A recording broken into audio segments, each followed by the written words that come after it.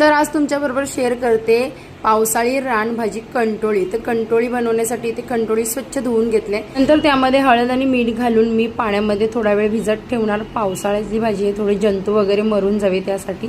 आणि थोड्या वेळानंतर स्वच्छ ही भाजी मी धुवून घेणार, काढणार आणि मग तिला कट करून घ्यायची।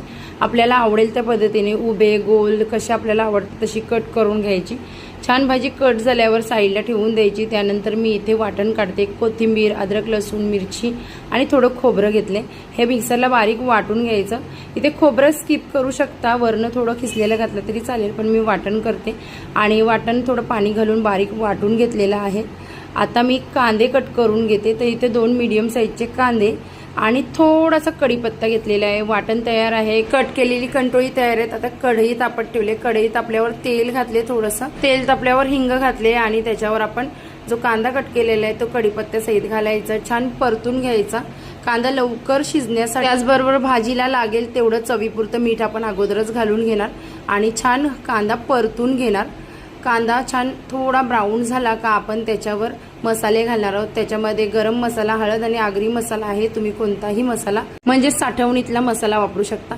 तेलावर मसाला परतल्यावर त्याच्यावर कापलेली कंटोळी घालायची, छान परतून घ्यायची आणि एक वाफेवर ठेवून द्यायची। इथे झाकण दिलेलं आहे, त्याच्यावर पाणी ठेवायचं आणि एक छान वाफ काढून घ्यायची। एक वाफ आली साधारण 2-3 मिनिटांमध्ये का पुन्हा परतायचं। कंटोळी शिजल्यात का चेक करायची, थोडी शिजली असेल का त्याच्यामध्ये आपण वाटण तयार केलेलं ते घालायचं आणि परतून घ्यायचं।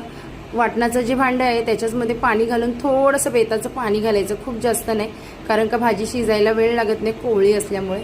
पुन्हा झाकण देऊन ठेवायचं 5 ते 6 मिनिटं। त्याच्यानंतर बघू शकता तुम्ही भाजी आपली तयार आहे। त्यामध्ये थोडं कोकम सुद्धा घालायचं, कोकम घातल्याने ना तुरट चव लागत नाही, छान लागते।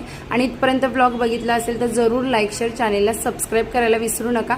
छान ताटामध्ये भाजी सर्व करून घेते शिजल्यावर आणि खाऊन घेते। तुम्ही सुद्धा बनवा, खा आणि आपण भेटूया छानशा नेक्स्ट ब्लॉगमध्ये। आता बाय।